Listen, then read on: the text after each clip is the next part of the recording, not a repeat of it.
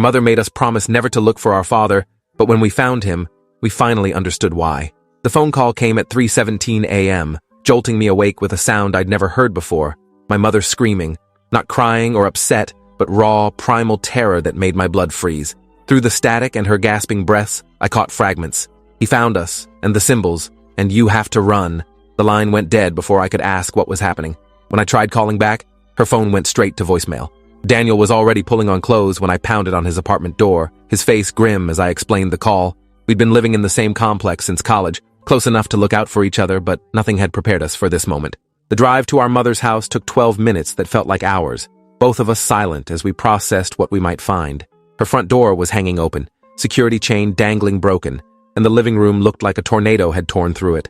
Furniture overturned, family photos scattered across the floor with their glass frames shattered, and on the white wall above the couch, someone had painted a symbol in what looked like dried blood, a circle with intersecting lines that hurt to look at directly.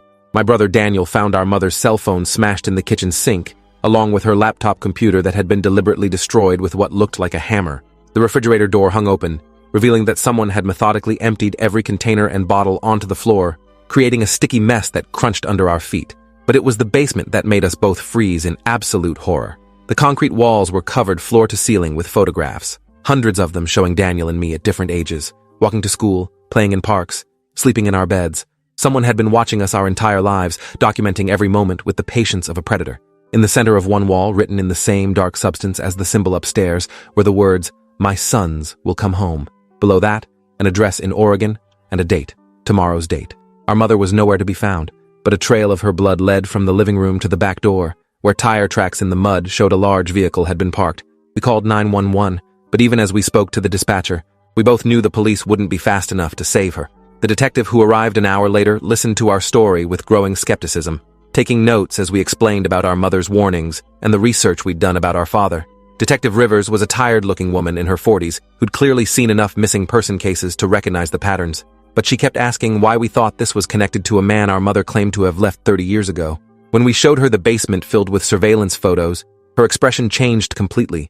She called for a forensics team and started making phone calls to federal agencies, her voice dropping to urgent whispers as she described what they'd found. While we waited for backup to arrive, she pulled us aside and explained that cults and extremist religious groups were a growing concern for law enforcement, especially those that had gone underground after initial investigations. She warned us that if our father was still active and had taken our mother, going to Oregon would likely be walking into a trap designed specifically for us. But she also admitted that standard police procedures moved slowly, and our mother might not have time for bureaucratic protocols to play out. The forensic team